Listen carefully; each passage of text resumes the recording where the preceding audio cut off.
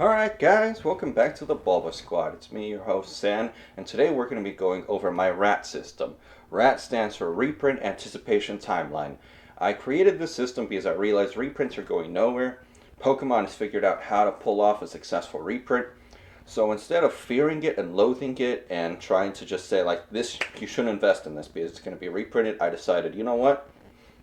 How about we create a system to try and predict when said reprints come, so you can even use it to your advantage at times. If you know one's coming, you can just plan not to buy, wait for the reprint, see where it dips, and then buy it at a low. Like, perfect example is, let's say, Ultra Prism, $500. A lot of people did not want to buy at that price. Reprint hit, right immediately. If you could see that it was coming, and it popped up, then you could right away just say, all right, we're not going to buy, we're going to wait. Reprint hits, tank down to like 160. Perfect opportunity to buy if you didn't get day one pre-orders for the 82. It's like, what is it, $83 shipped if you buy a case from the right place. So, today, I'm going to be writing it on a whiteboard and showing it to you. I'm going to figure out in the video if it looks very good or not. If it doesn't, then I'm going to also have another screen up here so that you can easily see what exactly I'm doing. So whenever we're talking about this system, there are two main milestones I look for: out of print and out of rotation. So when it comes to those two, essentially once you point past either of those two milestones, the amount of reward, like the amount of money that these sets are worth, it increases dramatically. They need to be worth more in order for Pokemon to consider doing a reprint. So red's going to be my risk, green is going to be my reward. And you know what? I'm going to be switching a lot, so we're not going to use those. Right out the gate, whenever it comes to these sets, if you purchased as a pre-order for that price I said, your reward is extremely high and your risk is extremely low. Because at that price, it's just the floor at which you start losing money is a lot lower than anyone who pays that 100 or 110 shipped. And so what we're looking for typically with these sets is, as time goes on, the sets will start dipping in reward because the prices went up and hype starts to die down. We see what the set really does. What we're looking for is a certain point of inflection. So our point of inflection is that little edge. It means the product has hit its market low for the time being and is now going to start increasing in value. The reason this matters is precisely then. That is usually when your risk begins to trigger. So I'm going to give you 3 examples of how this system works: Ultra Prism, Hidden Fates, and Sword and Shield Base. Sword and Shield Base because it's nearing an age where I'm starting to eye it. Because I didn't have any money at the time, so I didn't purchase it. I didn't purchase a position in it, so I'm keeping an eye on it, seeing what I decide to do. So with Ultra Prism, for those of you that didn't know, when Ultra Prism initially came out, essentially the supply was it was destroyed because there was an error with the printing, so the supply was a lot lower than it was supposed to be. For that reason, right out the gate, Ultra Prism spiked up in price, and it stayed up there. Instead of what it should have done with other sets where you have a straight line down, Ultra Prism's reward essentially stayed up high. If you purchased it at this point in time, it was absurd because the supply was already as low as you wanted it to be. It was an investor's dream. And so this reward stayed up high, but whereas your risk would ordinarily be low, your risk was slowly increasing as time went on because your reward was not decreasing at all. And the issue with this situation is, yeah, it's fantastic, but this whole time Pokemon is eyeing this price point which kept climbing. I think if I'm correct, really quickly Ultra Prism hit like 150 to 160 a box. Then up until mid this year, I believe. Yeah, it was mid this year. It was between $475 to $525, some insane price. We had managed to reach Let me actually fix this line so it better reflects what happened. we had managed to reach essentially out of rotation. Not quite, but our reward was extremely high, and as such, our risk was catching up. Even though we were basically out of rotation, like I think 2 or 3 more months and we would have been out, we were still in it. Because of that, the reward was high enough that Pokemon decided it's worth putting it back in the printers, giving one last reprint, getting it out of here. So this told me right away, Pokemon is willing to reprint up until out of rotation, just your reward has to be high enough for them to bother doing it. So that's my first example. After that, we have Hidden Fates. So Hidden Fates is a unique situation where the reprint it's kind of good all around. So with Hidden Fates, when it initially came out, there was a lot of hype around the set, and it started to increase in price right away. Not by a terrible amount, it's not like it is right now, but it did increase, and it was difficult to find because everyone wanted the set. So every time there was a reprint, it actually helped the set because more people got introduced to it and got to experience it firsthand. And once, honestly, when you get a taste of Hidden Fates, you want more. You want to keep opening it. It's fun to open. So with Hidden Fates, our reward right away spiked. It started to spike immediately. Unlike Ultra Prism, which had steady growth, Hidden Fates spiked immediately. We had that. That's precisely what I don't want to see when it comes to a set. Instead of having our risk be down here, where it naturally should be, our risk was immediately much higher. Remember, these aren't exact numbers, it's just concepts, so keep that in mind. Because that happened, if I ever see a spike, it usually means the odds of a reprint dramatically increase, and we know that.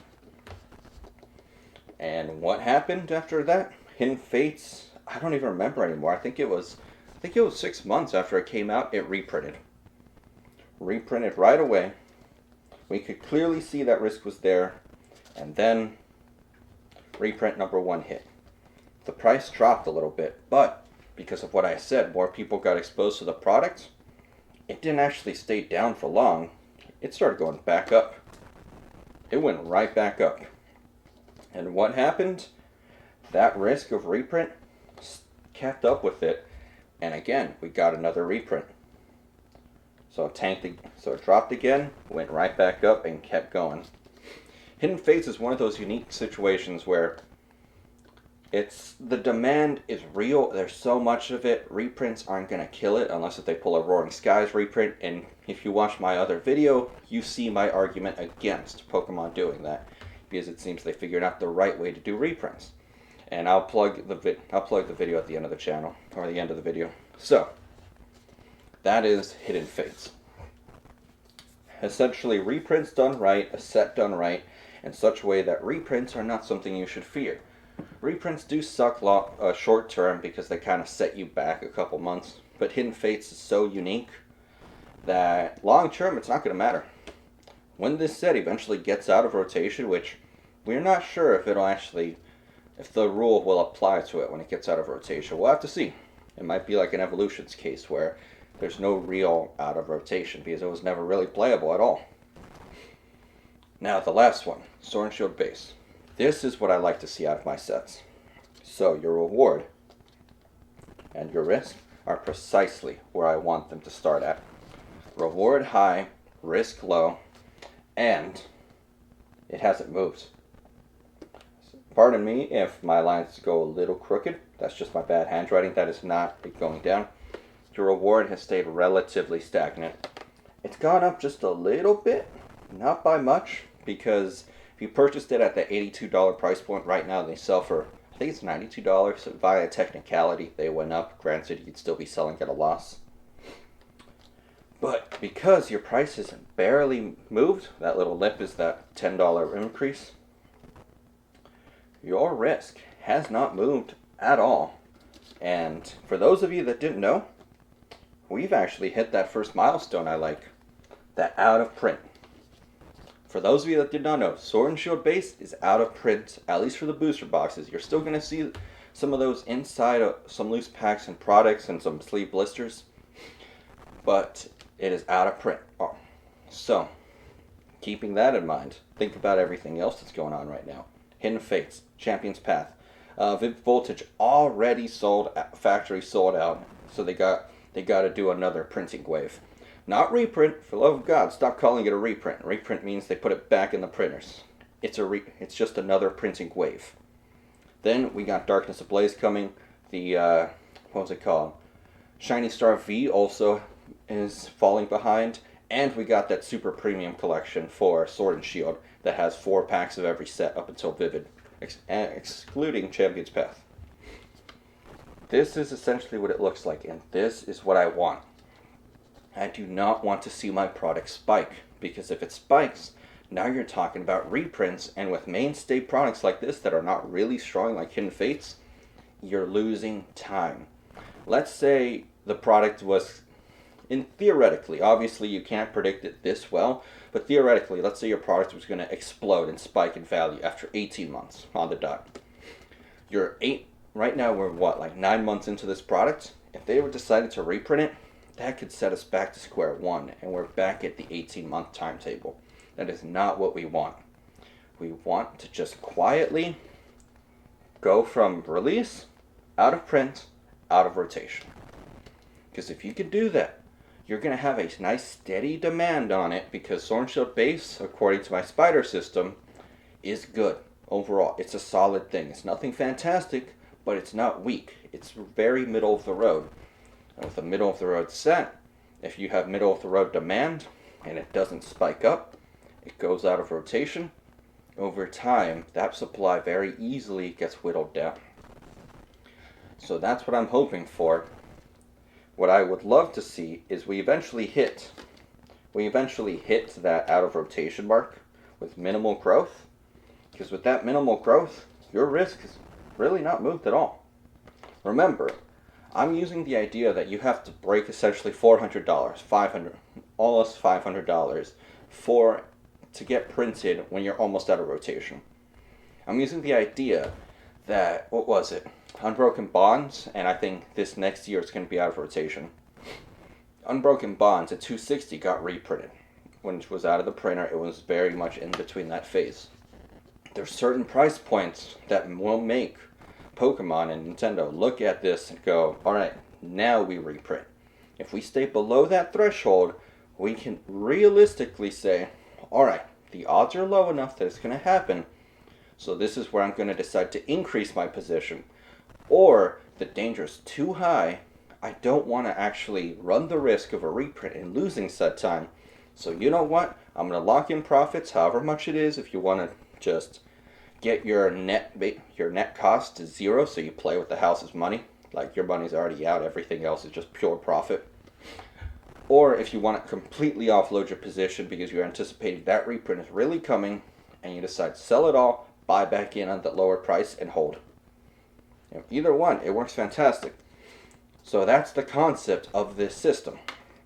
Essentially, instead of fearing those reprints, because they are scary, and they set you back for all that time, learning to live with them and actually taking advantage of them. I don't think that Pokemon is as random as we all make them out to be. At the end of the day, they're businessmen. They're looking at numbers, they're trying to figure out what threshold will then give us enough profit that we're willing to do this. Using this, obviously I can't give you exact numbers because I don't work there. But with this, at least, conceptually, you can get a better idea of when they're going to come. Because right now, this system, the rat system, it's better than anything else that's out there. No one has this kind of thing, and that's been bothering me. Everyone just throws out this idea, reprints coming, on what basis? Yada, yada, yada. Like, alright, but I want some hard evidence. Some way for you to try and prove it to me. No one ever did, so I created the rat system. Reprint anticipation timeline. I hope you guys enjoyed this video. Leave your comments down below on if you think this system was helpful to you. You think there's another set that maybe would have helped you planned out if you knew about the rat system. And I'll see you guys next time.